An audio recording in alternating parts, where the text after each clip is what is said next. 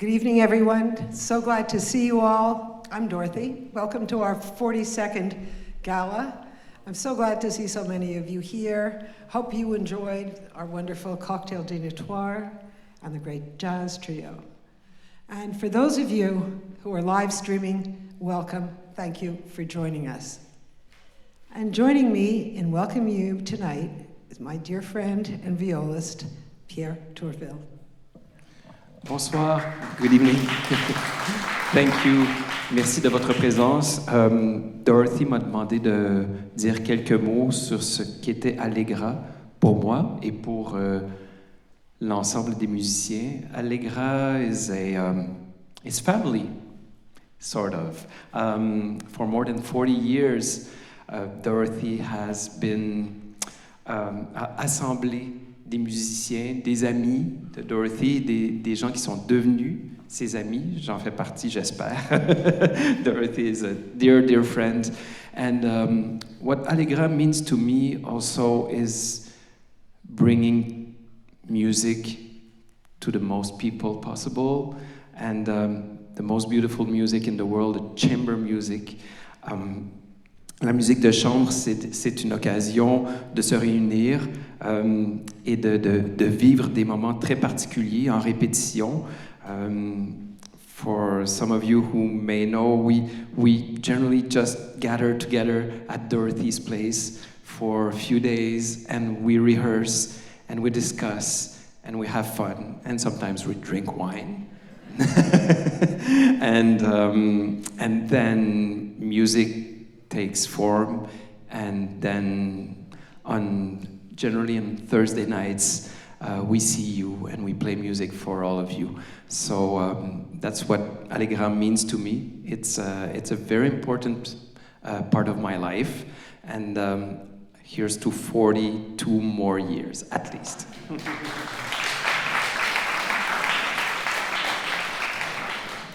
So, as many of you know, I'm passionate about Bach before bedtime.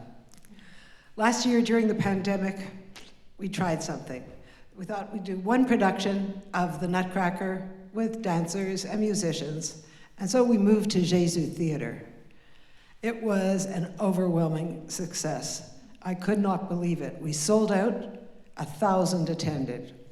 So with that, in the spring, we decided, okay, still the pandemic, but we'll try again. And we did the Acrobat with an acrobat from the Cirque du Soleil with the same results. It was absolutely fabulous. So it shows the need for BBB and the need that it fulfills in the community, the desire for music and these multidisciplinary productions. This year, we have 13 concerts in our season. We've moved to Jésus Theater, where we expect 5,000, and we will now have the ability to reach out to even more families from underserved communities and share the magic of Bach before bedtime with them. A couple of the highlights are the Nutcracker again at Christmas and excerpts from the Magic Flute with opera singers, musicians, whimsical story, a full production. And we have a very, very special co-production, which you will hear about in a minute. So, thank you all for coming, and please stay and meet us in the lobby after the concert. We'd love to say hello to you, so we will be out there. Bon concert.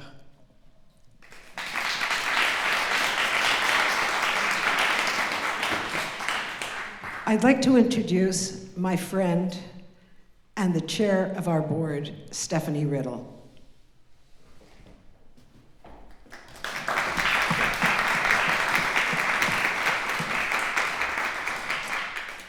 Here she is. I was struggling with how to describe her and how wonderful she is.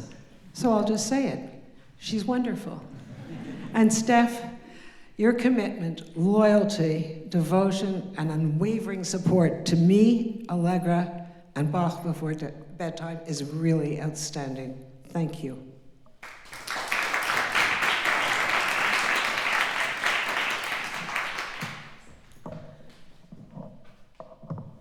How to use this. Thank you, Dorothy. Merci, Pierre. Good evening, everybody. Thank you very much for being here. She needs no introduction, but I will do so anyways. This is my friend, wonderful musical artistic director, Dorothy Fieldman Fraiberg, and Pierre Tourville. Merci. Many of you are very loyal followers of Allegra chamber music and have been coming for years to the concerts, and I think many of you know about our Bach Before Bedtime program, which Dorothy just spoke about and gave you a highlight of. That's how I came to be involved with Allegra. My 2 children began attending concerts very young, and we loved them from the beginning, and I'm still involved today. The other day at Dorothy's house, I picked up the program for the March 2023 concert, the Bach Before Bedtime concert, and I really would like to share it with you. The title of the show is Pythagoras' Toolkit, a special show with marionettes.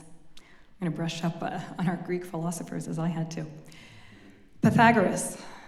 Legend has it that when passing a smithy, Pythagoras was astonished by the range of sounds he heard as the blacksmiths used different size hammers to strike pieces of metal. Some were pleasant, some were discordant.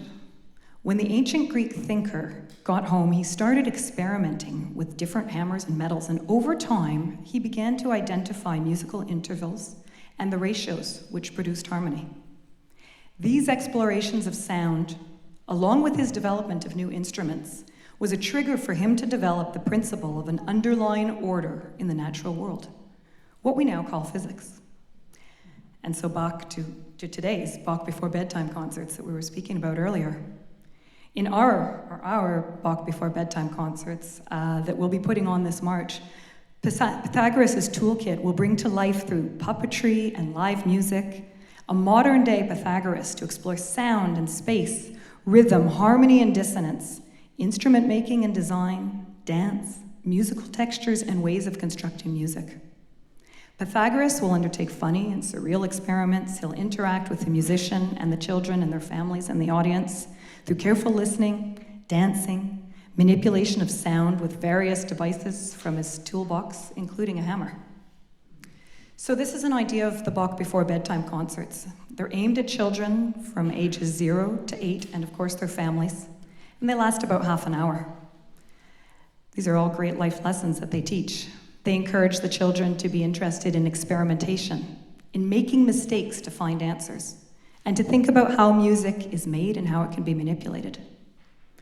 So I wanted to share these very specific details about one of our upcoming events, to put these in the context of your presence here tonight, so that when we thank you for your support and we thank you for joining us and for your donations, and when we encourage you to bid generously in the silent auction, you know that your donations are going to support these concerts. Concerts like Pythagoras' Toolkit, all the Bach Before Bedtime children's series, which bring children and their families together around music. So thank you.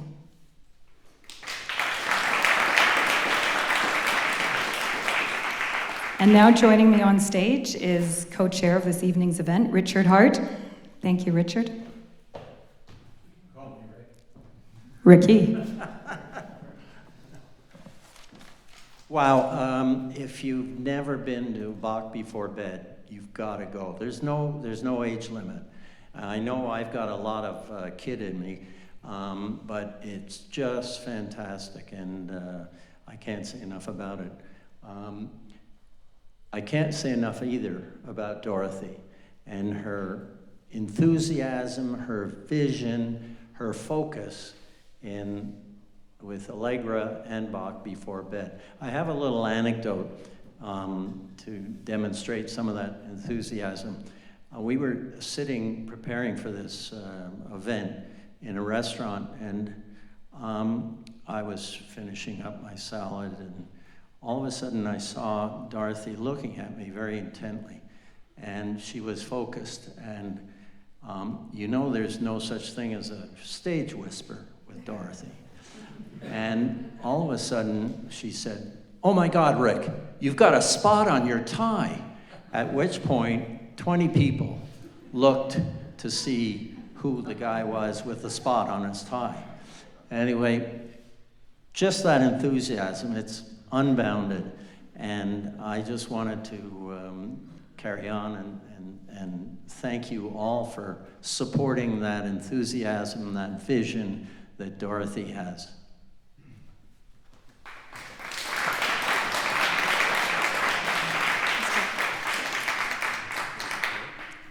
Thank you, Richard. Richard is graciously co-chairing this year's fundraising and annual concert with Jonathan Goodman. And Jonathan is not with us tonight. In fact, we, as you would imagine with co-chairs, we worked on this many moons ago and had the dates on the calendar. But Jonathan is at the Vatican meeting the Pope tonight. So this event is second only to that. But he sent us a short video, which we'd like to play now. My mother, in blessed memory, loved Dorothy, and by extension, the Allegra Foundation. My 3 children were active attendees to Bach before bedtime, and now each play an instrument, with Noah, my eldest, improving under Dorothy's tutelage. In short, Dorothy's passion and her 2 love children, Allegra and Bach before bedtime, have touched my life, and more importantly, by bringing accessible chamber music to both adults and children, touched our Montreal community. I am thrilled that Noah has joined the Allegra board and its passion about expanding Bach before bedtime outreach to Montreal's underserved communities. May Dorothy and Allegra both continue from strength to strength.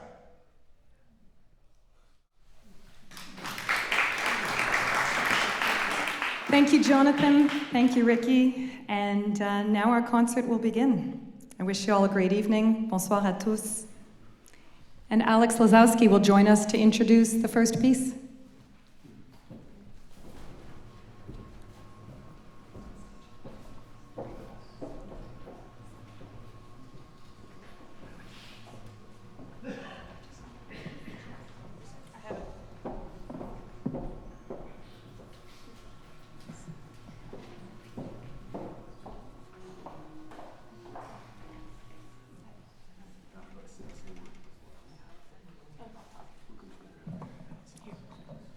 I need it? Okay.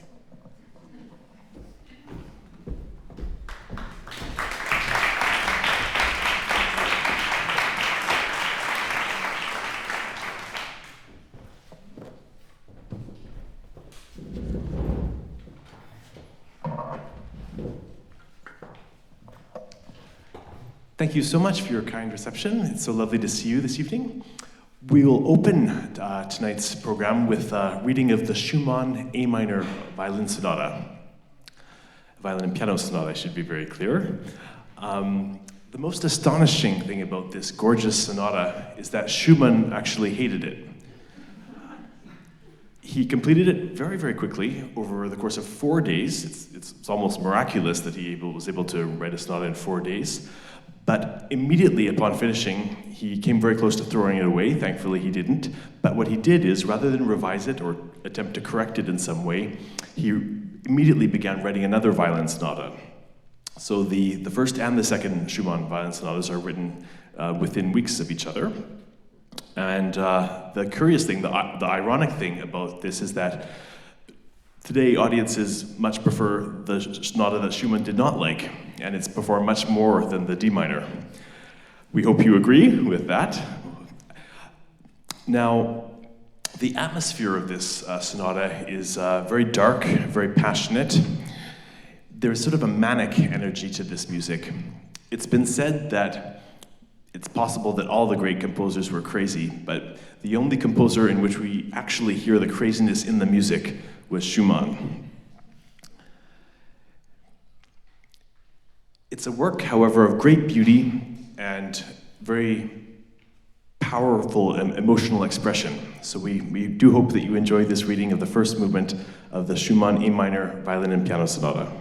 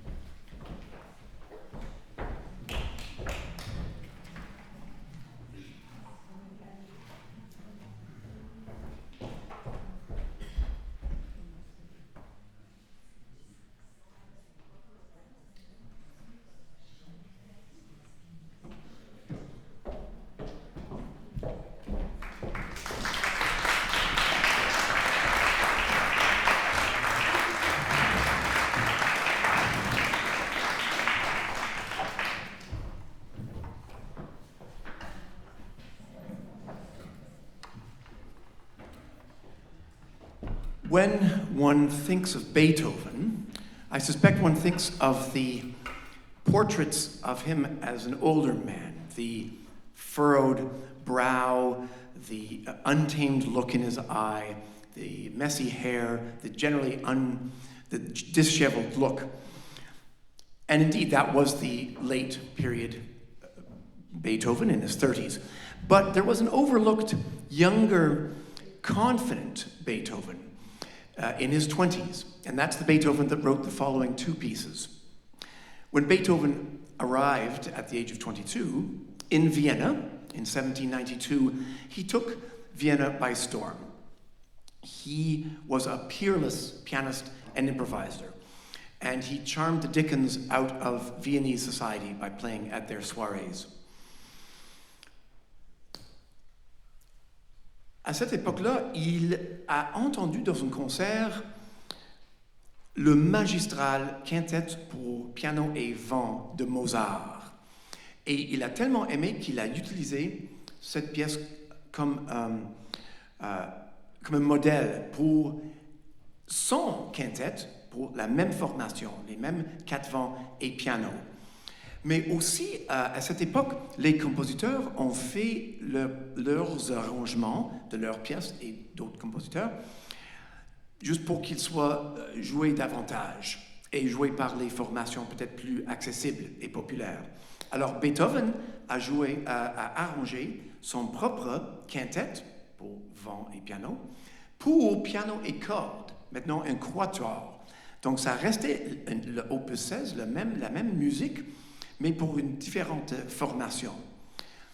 So in that vein, I reset that quartet in the spirit of arranging things for greater dissemination and arranging them for the forces at hand. I arranged it by taking the violin part back, if you will, and giving it to the clarinet, where it arguably came from, the clarinet and oboe. So without further ado, this is one of the many incarnations of the Opus 16 quartet. In this case, my setting for clarinet, viola, cello, and piano.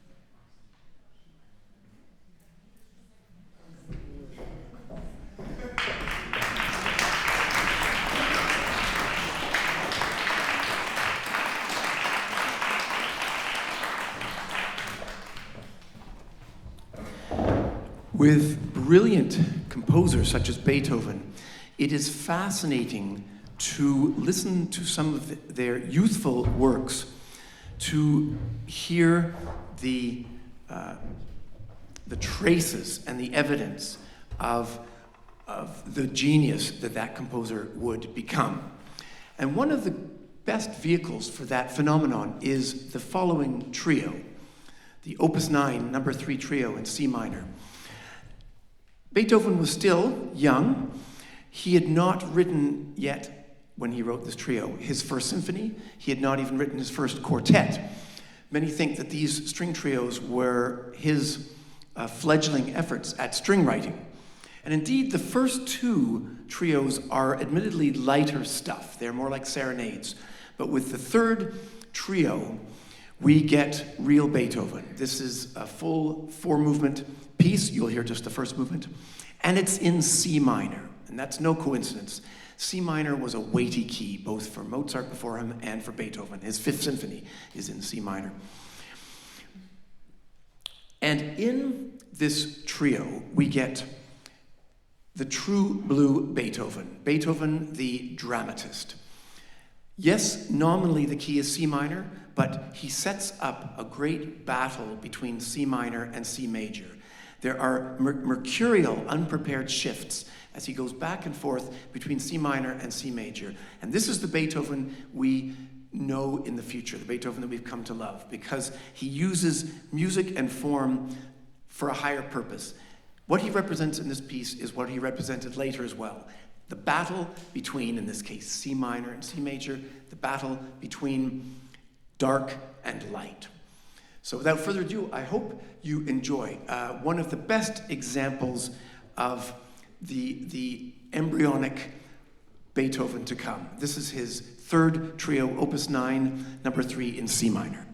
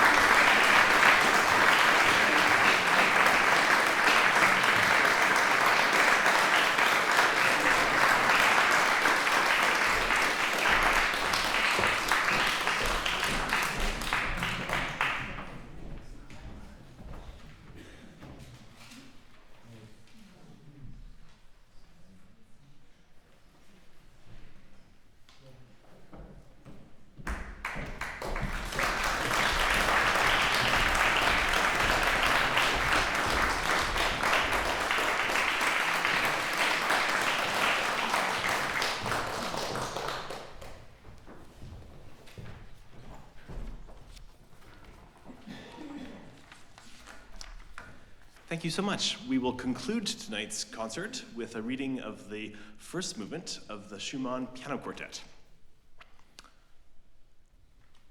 Most likely the singular most important non-musical event in Schumann's life was his marriage to Clara Wieck, who was, when he met her, the teenage daughter of his piano teacher, Friedrich Wieck.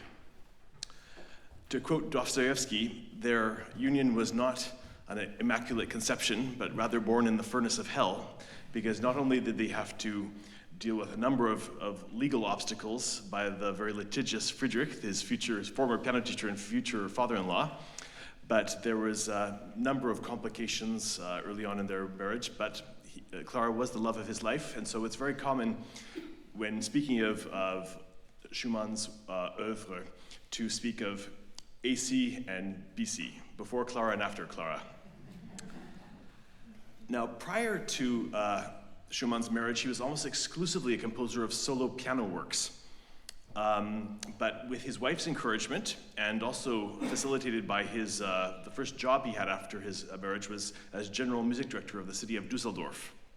As one of his first acts as the general music director was to create a chamber music series, a public subscription chamber music series to complement the symphonic series that he was to conduct. And this provided him the opportunity to compose a number of chamber works. The piano quartet was actually written simultaneously with the piano quintet. And interestingly, Schumann never, again, retouched these genres. He only wrote one piano quartet, one piano quartet, one piano quintet. And it has been said, I don't know if this is true or it's apocryphal, but it's been said that he had a superstitious nature, and he felt that if he enjoyed instant success in one genre, he should move on to the next and not tempt fate by trying to write a second attempt. Now the quartet begins slowly, almost like a prayer, almost like a hymn, but it quickly moves on after a short introduction to something extremely frenetic, something very manic. It's almost like a jubilation, like he's celebrating his victory over his former piano teacher and now father-in-law. But we'll allow you to come to your own conclusions about the meaning of this work. We hope you enjoy.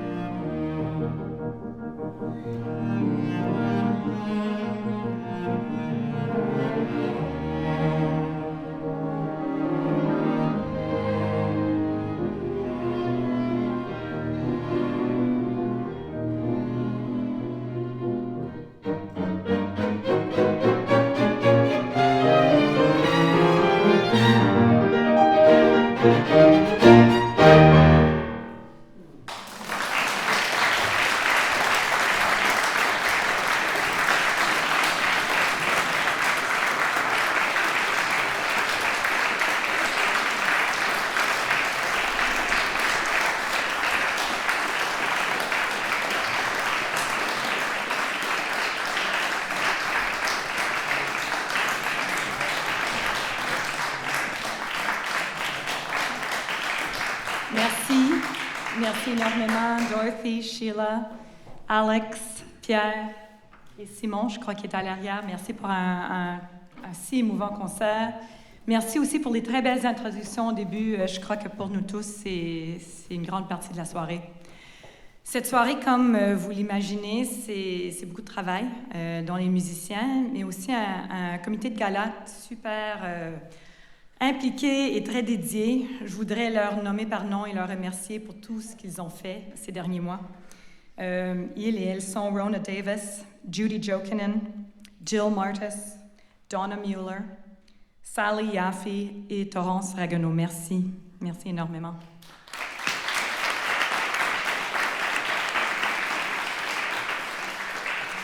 Il y a aussi la part de deux autres membres de notre comité de direction, dont Morris Goodman et Samira Sakia, et aussi Emily Burt et Madame Amanda Kiddick qui était à l'entrée. Merci. Merci.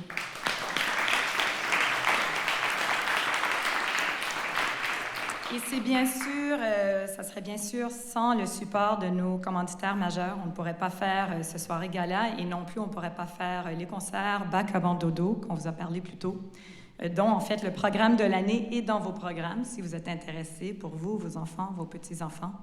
Mais nos commanditaires majeurs, quelques-uns qui sont parmi nous ce soir, la Fondation de la famille Morris et Rosalind Goodman, BMO Private Wealth Management et le groupe Lalonde Wealth Management, BMO Nazareth Burns, Free Max, Raymond James et Letco Brosso, ainsi que Power Corp, Davies et la Fondation Nero. Donc, merci beaucoup. On a, Richard et moi, un petit remerciement pour les musiciens, un très petit remerciement pour leur remercier de tout ce qu'ils ont fait ce soir. Donc, merci à vous et joignez-vous après le concert pour rencontrer les musiciens si vous pouvez. Merci, bonne soirée.